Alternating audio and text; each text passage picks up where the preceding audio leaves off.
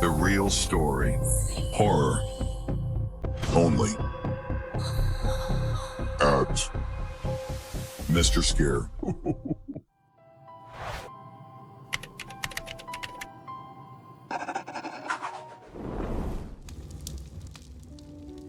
Some cases close themselves. Others never let you go.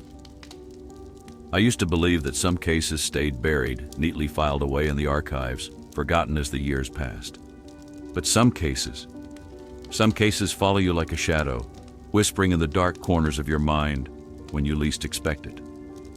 The case of Ethan Carter was one of them. I thought I could leave it behind when I retired. But even after all these years, I find myself waking up in the middle of the night, drenched in sweat, the echo of a knock on the door ringing in my ears. I try to convince myself that it's just my imagination, a fragment of the past clawing its way back into my consciousness. I was doing a good job of forgetting, until today.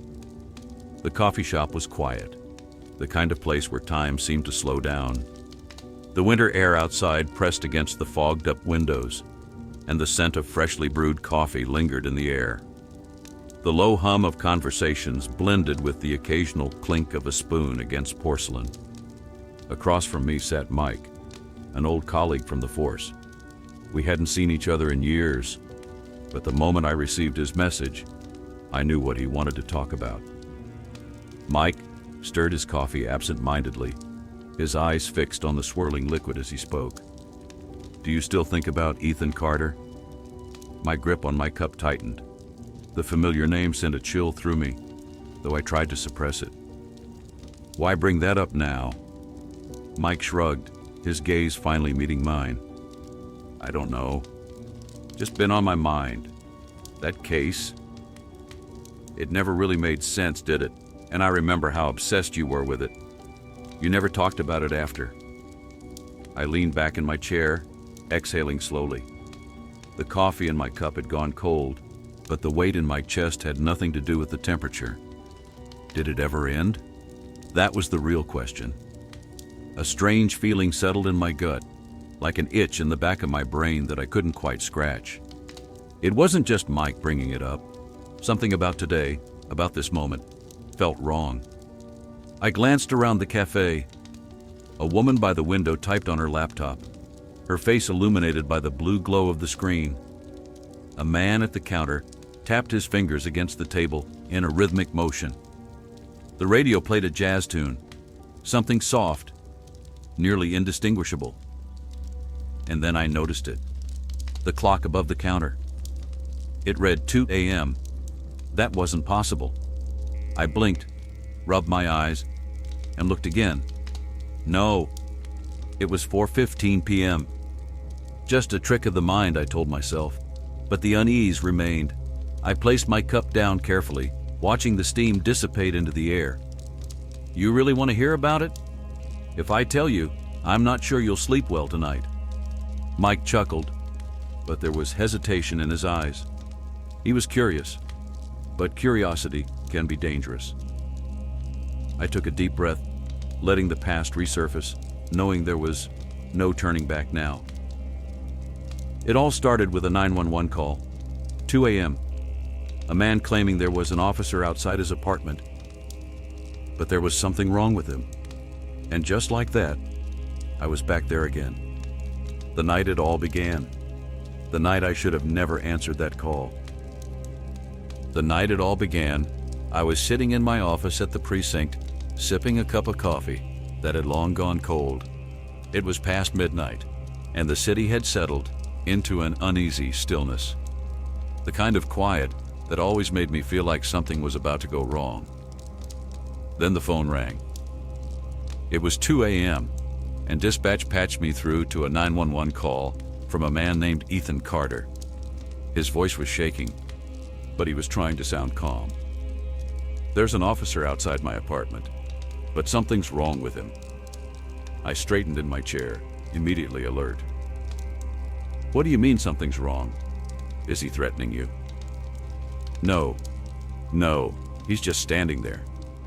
I could hear Ethan breathing heavily over the line, but he kept his voice steady. Too steady. "He's knocking now.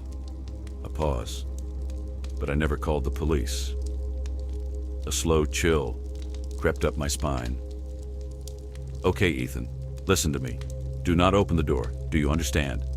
I have officers on the way. There was silence on the line, then a faint rustling sound. And then Ethan whispered something that made my blood run cold. I think he can hear me. The call cut out. I grabbed my coat and was out the door before dispatch even finished assigning the case. Mike and I drove through the empty streets, the city lights flashing past in a blur. The air was thick with something unspoken, an unease that neither of us acknowledged, but both of us felt. Halfway there, I thought I heard the police radio crackle with interference. Static, a garbled voice breaking through in short bursts. Then, clear as day, I heard it. Don't open the door.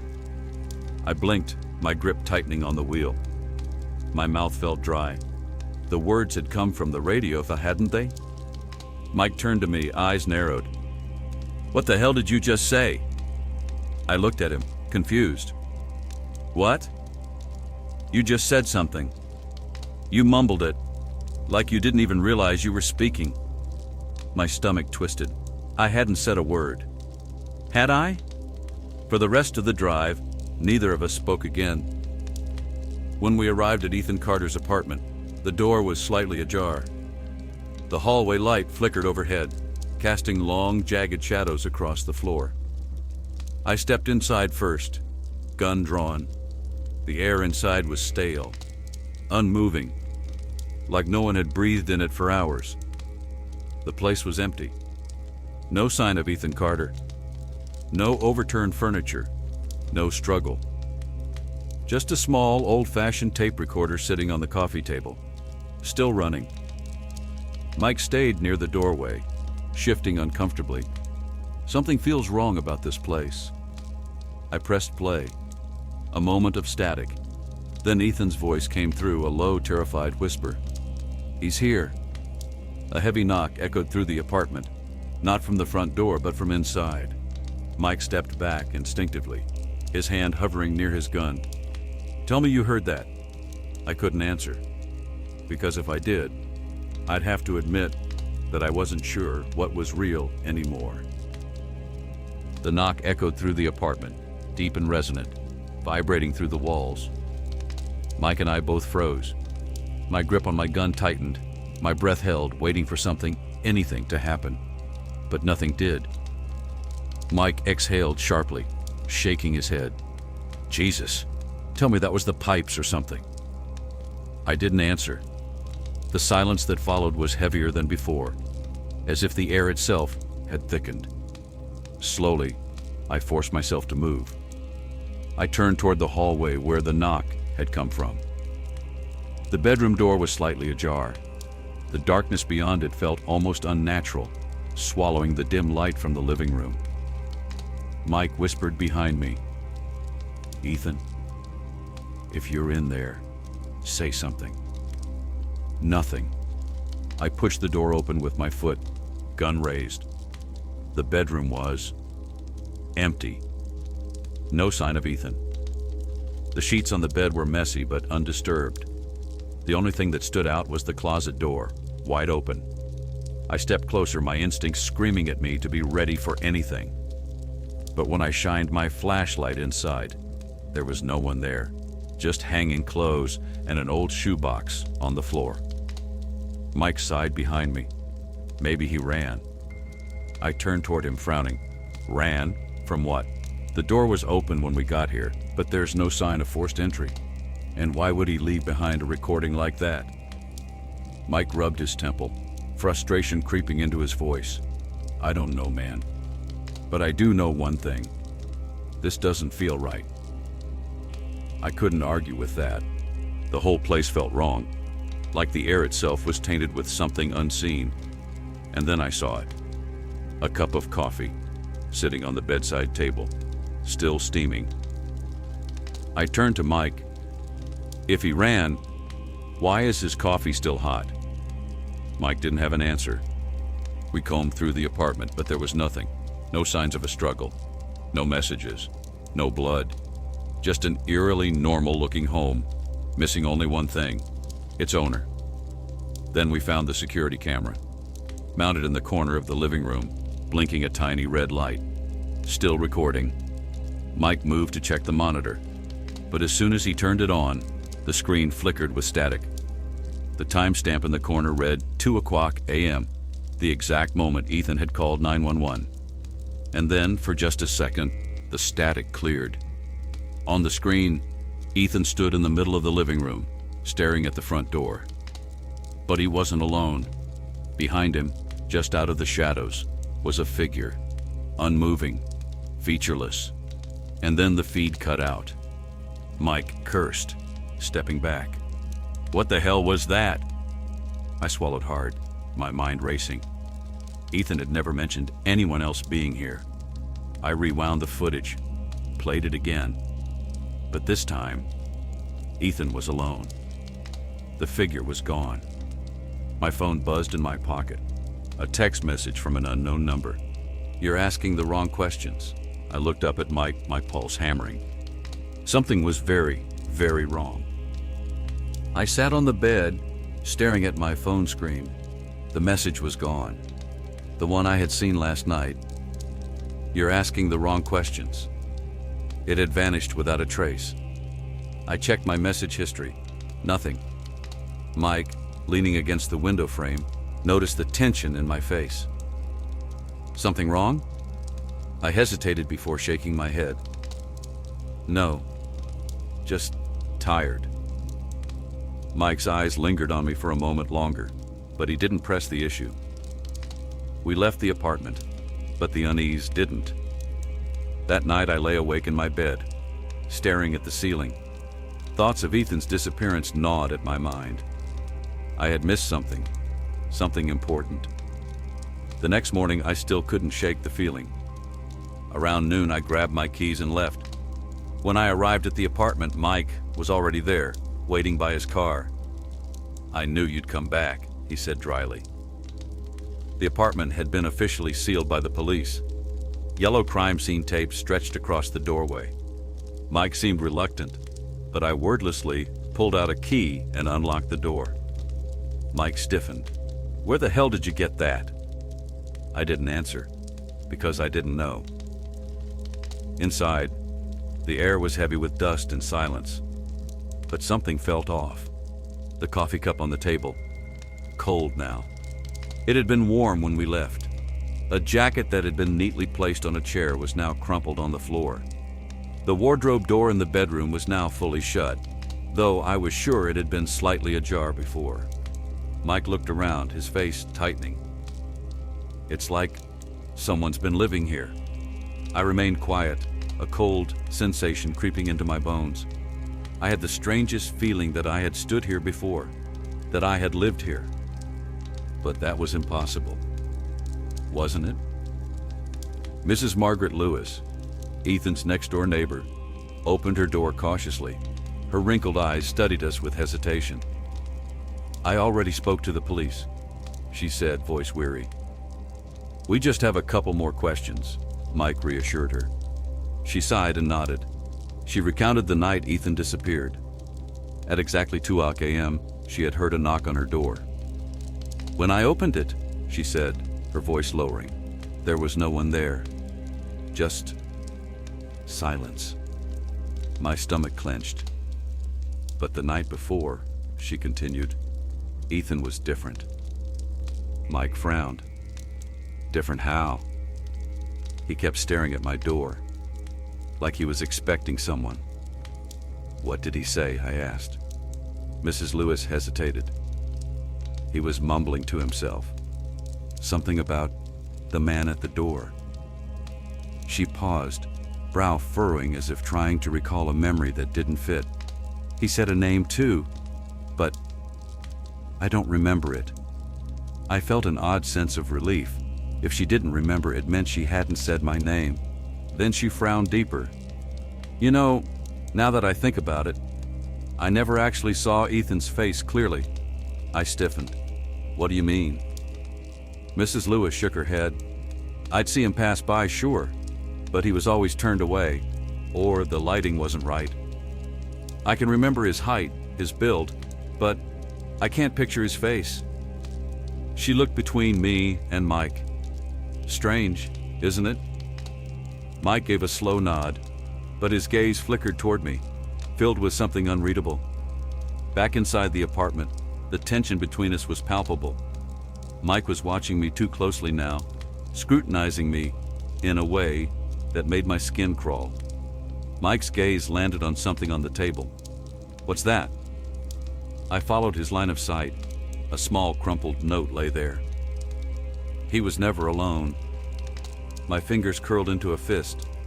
That wasn't there before. Mike raised an eyebrow. "Are you sure?"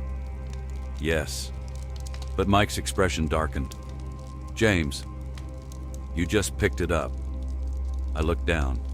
The note was in my hand now. I didn't remember reaching for it. A dull headache bloomed behind my eyes. My pulse quickened.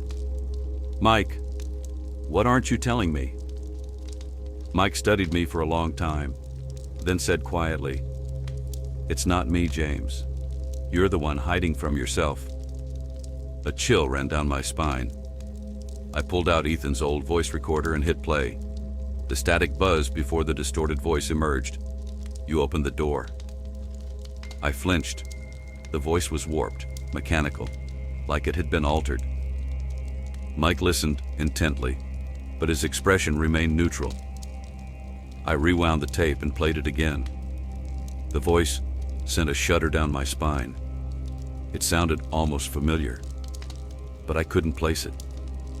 Mike crossed his arms. "That doesn't prove anything. It's just noise." I wasn't convinced. My instinct screamed that the voice held a deeper meaning. I shut off the recorder and exhaled, but the words lingered in my mind. "You opened the door." The apartment was still and silent except for the faint hum of the city outside. The recording device lay on the table between Mike and me, its presence heavy, like a final piece of evidence neither of us could fully comprehend. Mike exhaled, rubbing his temple. "Play it again." I hit rewind, then play. The static crackled for a second before the voice returned, distorted, low, almost mechanical. "You opened the door." My stomach clenched. Mike frowned, crossing his arms. "That voice," he started, then stopped himself. He didn't finish the sentence. Instead, he studied me, as if waiting for me to react. I couldn't. I didn't know how. The recording ended. Silence stretched between us. Mike finally stood up. "We need to get back to the precinct." I didn't argue. The drive back was tense. My mind raced over the events of the last 2 days.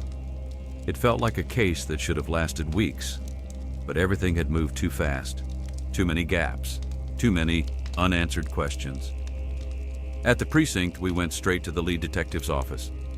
Captain Reeves was already waiting, arms crossed, his expression unreadable. He gestured for us to sit. "We've gone through everything," he said. "No records, no witnesses, no trace of this Ethan Cross. The apartment lease? A fake? Bank records? Non-existent. The fingerprints we collected? Only match you, James." I felt my stomach drop. "That's not possible." "It is," Reeves said flatly. "We've reclassified this as a false report. Case is closed." I opened my mouth to argue, but Mike shot me a look, a silent warning. "Not here. Not now." I clenched my fists, forcing myself to stay quiet. Hours later, I sat alone at my desk, flipping through the now-defunct case file. It had been officially archived. The department had ruled Ethan's disappearance as a fabricated incident. My fingers traced the pages, looking for something, anything, that would prove I wasn't crazy. But there was nothing. Nothing except my own statements. Mike appeared beside me, holding 2 cups of coffee. He set one down in front of me. "Come on," he said quietly. "Let's go." I looked up. "Go where?" He gave me a small, almost tired smile. You'll see. Years later, I found myself in the same coffee shop, sitting across from Mike once again. Time had softened him. His once sharp gaze was more tired now, his posture more relaxed. I could feel the weight of the years on both of us as we sat across from each other. He stirred his coffee absent-mindedly. I never told you why I wanted to meet today, did I? I shook my head. He sighed, rubbing a hand down his face. That case, the one we worked on years ago. He met my gaze. I never forgot it. I swallowed hard. Neither did I. Mike studied me for a moment before saying, "I know you remember more than you say." A long silence stretched between us. I wanted to deny it, wanted to tell him I had moved on. But then in the background, the faintest sound reached my ears. A knock, soft, barely audible. I froze. My blood ran cold. Mike's expression didn't change. He had heard it too. We both sat there, motionless, waiting. The knock was so soft that for a moment I thought I had imagined it, but when I looked up, Mike was already watching me, his fingers lightly tapping the table, his expression unreadable.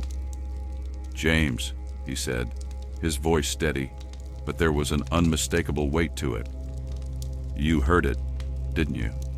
I swallowed hard. The coffee shop was quiet, the soft murmur of conversations blending into the distant hum of traffic outside. I forced a small dismissive chuckle. "It's just the wind." Mike didn't look away. "Is it?" A chill ran down my spine. I turned back to my coffee, staring at the swirling liquid, my mind drifting. It had been years since we worked that case together, but it never left me. The memories clung to the edges of my thoughts, refusing to fade, lurking like shadows waiting for the right moment to surface.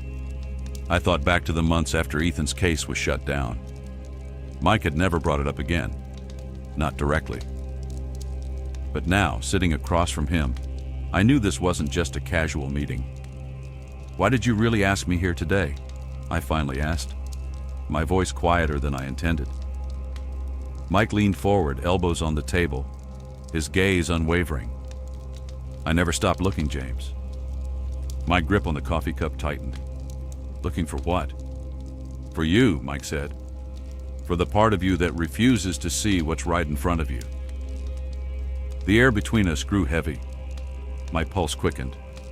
My mind raced with every possibility, every answer I could give, every lie I could tell to make this conversation end. But deep down, I knew. Mike wasn't here for closure. He was here for the truth.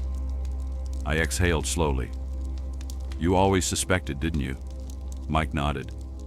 "I knew something wasn't right the moment I saw the security footage. You were the only one who ever entered or left that apartment. Every record we pulled, every fingerprint, every trace of evidence, it all led back to you." I looked away, staring at the condensation forming on my coffee cup. My hands felt clammy. "So why didn't you say anything back then?" Mike let out a small, almost sad chuckle. "Because I wasn't sure if you were ready to hear it." I forced a smirk, though it felt hollow. "And now you think I am?" "I think you've always known." The truth sat between us, unspoken, but suffocating. I had spent years convincing myself that Ethan was real, that his disappearance had been a mystery to solve, an injustice to correct. But the deeper I had searched, the more the lines blurred. The conversations I had with Ethan, had they really happened? The memories I had of him, why did they feel more like echoes of something I had only imagined? My reflection in the coffee surface wavered, like a ripple in my own perception. Ethan was never real. He had always been me.